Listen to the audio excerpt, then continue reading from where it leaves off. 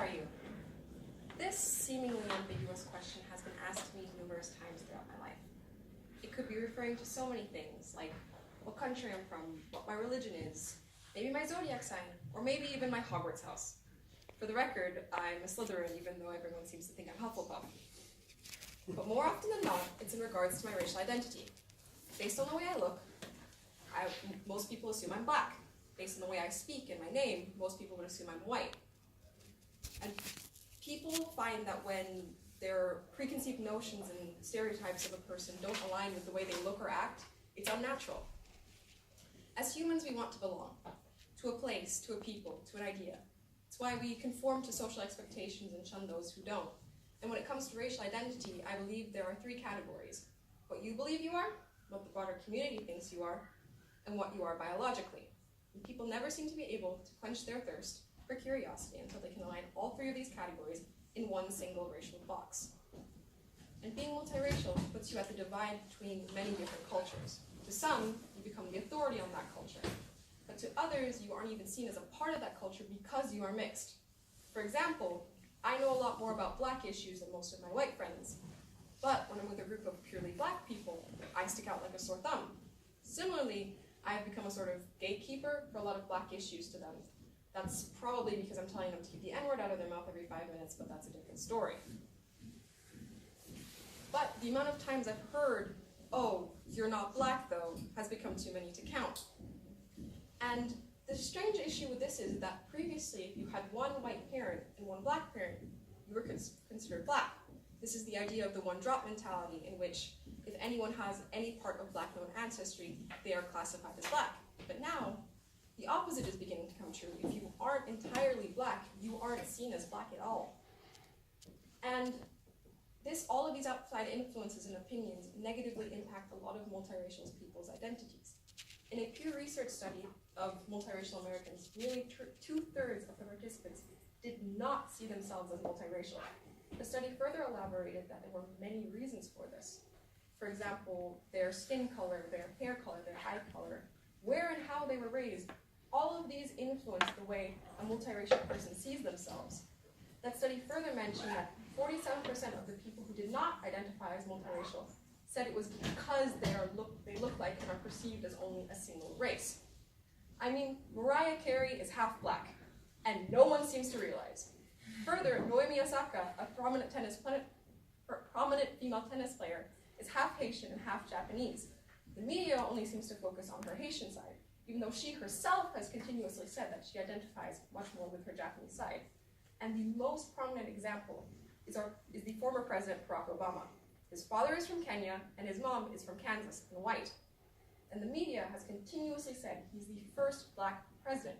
And even he himself only ticked the black box on the US 2010 census.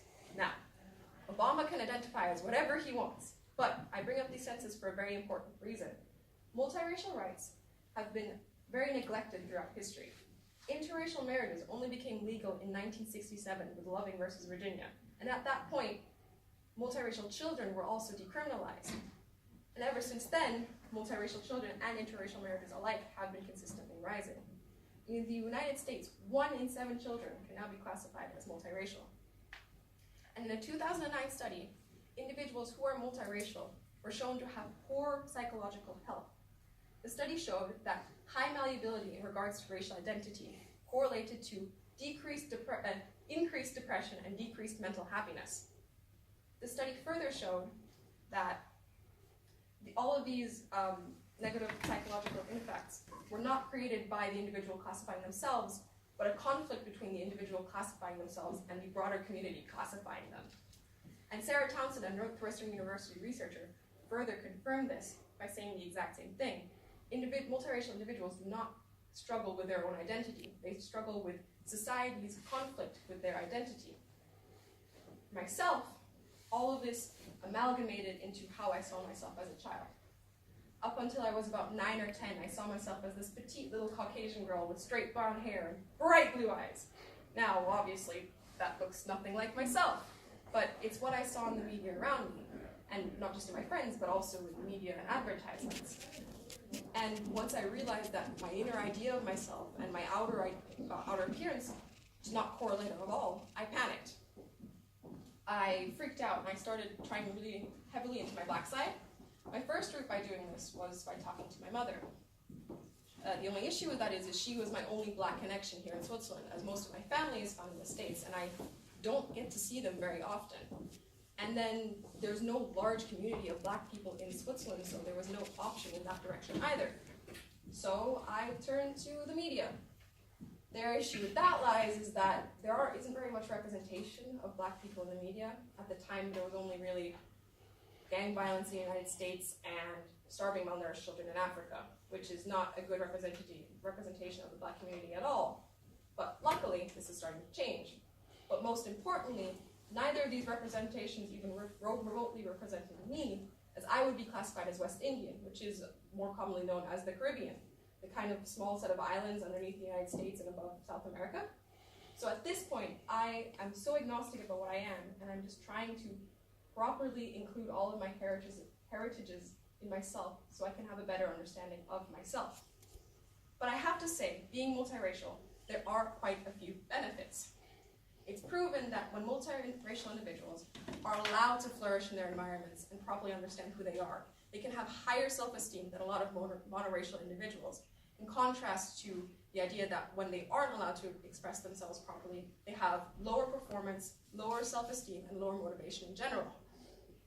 Further, a Stanford study found that a lot of multiracial individuals find it much easier than a lot of monoracial individuals to switch between racially homogenous and racially mixed groups because they have that key idea of cultural differences and are able to switch between them much easier than a lot of monoracial individuals. And to quote that same Stanford study, being able to stand one's ground in regards to society's identification of racial identity shows resiliency. So, every day, more and more multiracial children are being born. Each of them will undergo a struggle similar to mine in figuring out who they are, including their racial identity. The "what are you" question just needlessly complicates everything for them, especially when it's asked at a young age, when they don't even quite understand what their circumstances are. So ignore the idea that the way someone looks is their only definitive identity, and allow them to flourish and be who they are, and understand who they are as a person. Believe me, it will help them more than you think.